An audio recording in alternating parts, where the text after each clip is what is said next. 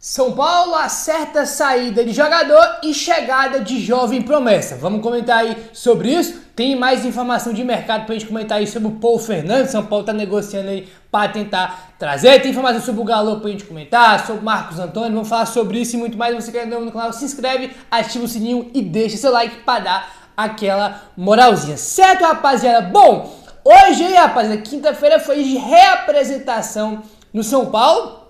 Tá, é aquela representação para fazer mais aquele regenerativo, recuperar os jogadores depois do jogo desgastante de ontem. Tá aí, ó. O São Paulo se reapresentou após empate com o Botafogo. E reforço participa de atividade com bola, rapaziada. Olha aí. O elenco do São Paulo voltou aos treinos na manhã desta quinta-feira. Dia seguinte ao empate contra o Botafogo pelo Campeonato Brasileiro. A equipe agora se prepara para enfrentar o Fortaleza sábado no Castelão, né? Para a gente abrir aí o segundo turno do Campeonato Brasileiro.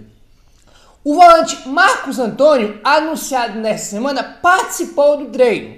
Ele ainda não teve seu registro publicado no BID da CBF, tá? Aí o que acontece, rapaziada? O G até botou aqui, né?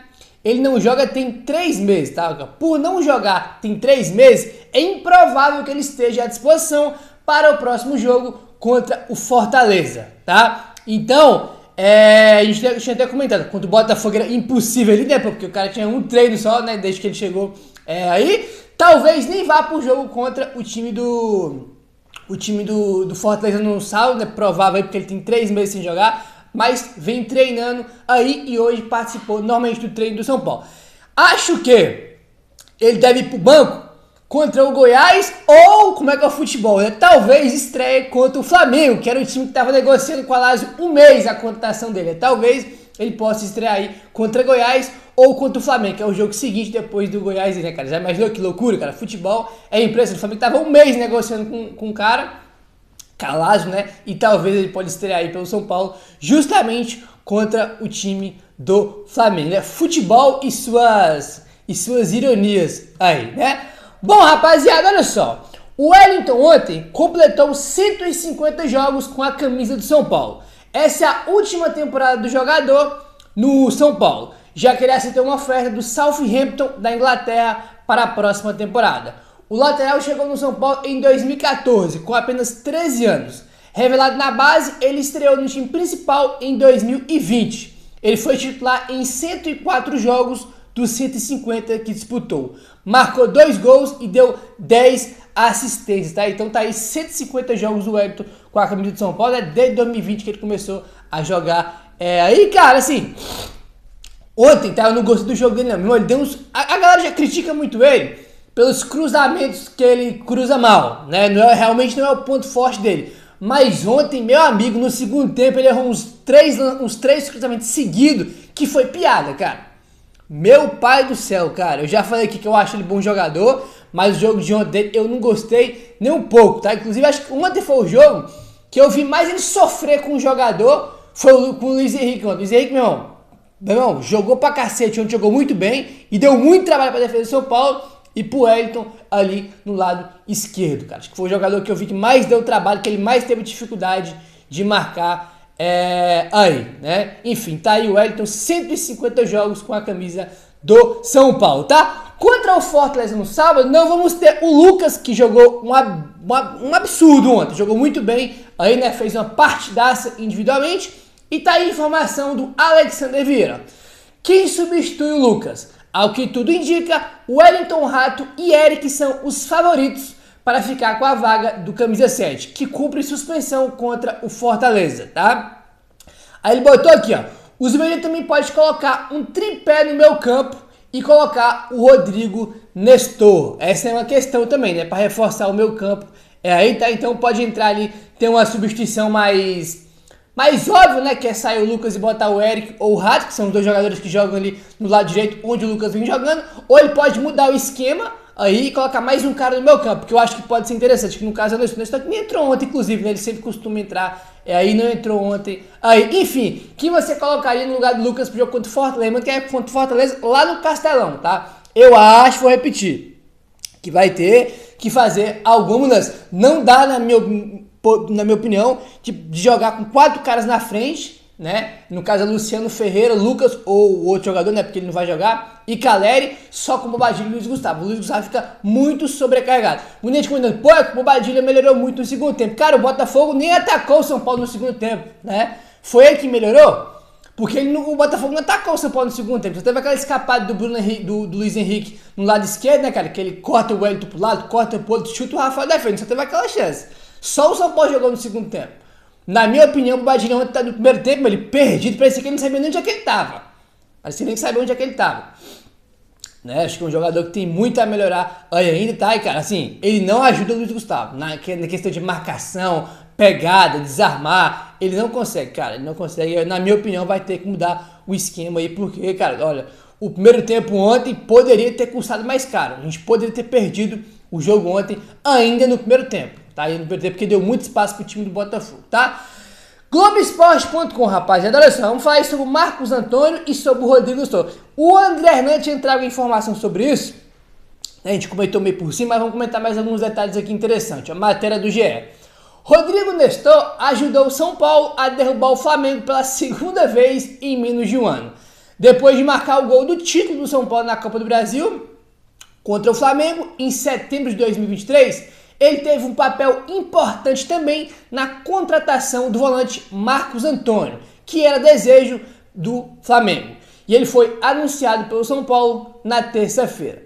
Nestor e Marcos Antônio se tornaram amigos quando defendiam a seleção brasileira de base em 2017, quando foram campeões sul-americanos no Chile, no torneio que dividiram quarto. Tá? A diretoria do São Paulo procurou o Rodrigo Nestor quando negociava com o volante, que foi emprestado da Lazio aí, né? E ele jogou a última temporada no PAOK, né? Aí da Grécia, tá? O Rodrigo Nestor fez muitos elogios ao colega e deu boas referências aos cartolas do São Paulo. Então tá aí, cara, bastou interessante. Como eu falei, a gente tinha comentado já por cima sobre isso aqui, né? Mas esse ponto aqui que o Gé trouxe é interessante. A diretoria procurou o Nestor enquanto negociava aí, né, com o Marcos Antônio.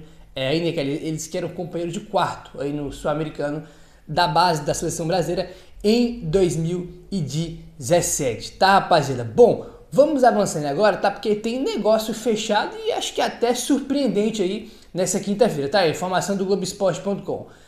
Inter de Limeira anuncia contratação do volante Ibali do São Paulo, rapaziada. Tá aí, ó. O atleta que pertence ao São Paulo fica emprestado até abril de 2025, quando encerra o Campeonato Paulista, tá? Então, do nada, aí nessa quinta-feira, o Ibali, o volante aí, né, cara, ele é de Senegal, né, da base do São Paulo. Muita gente pedindo, pô, ele tem que ganhar oportunidade, até porque a gente tá com problemas aí com volantes.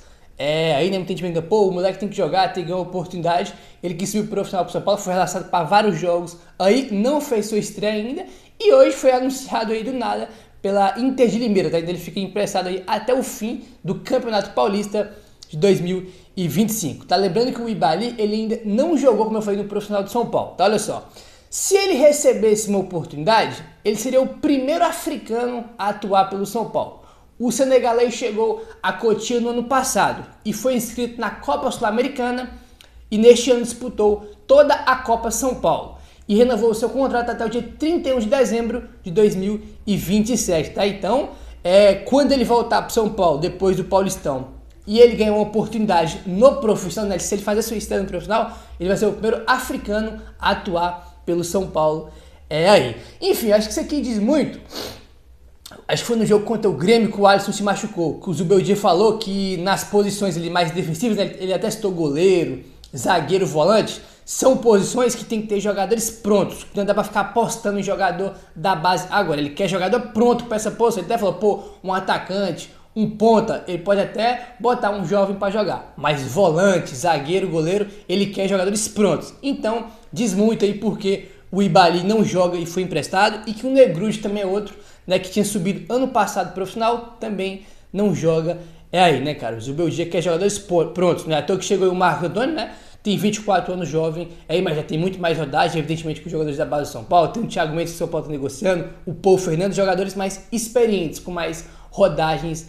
Né? Enfim, eu fiquei, pelo menos fiquei surpreso aí com esse empréstimo, mas faz sentido com o que o Zubeldia disse depois do jogo contra o Grêmio, né? De querer jogadores aí mais prontos. É meio coerente, podemos dizer, assim, né? Enfim, apesar que sim, o Ibali e o Negruti, né? Não estou pegando esses dois porque é volante, né? A posição igual aí.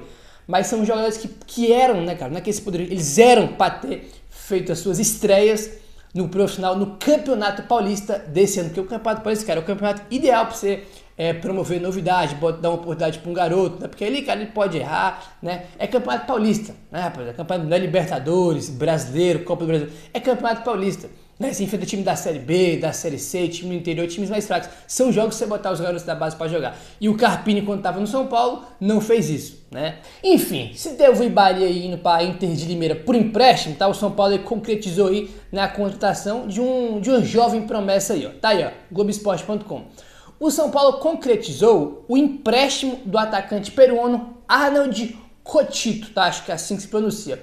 De 18 anos, do Sporting Cristal. O atleta fará parte do sub-20 do São Paulo a princípio e logo com o tempo poderá ir ao profissional. O acerto foi informado pelo clube do Peru em suas redes sociais nesta quinta-feira.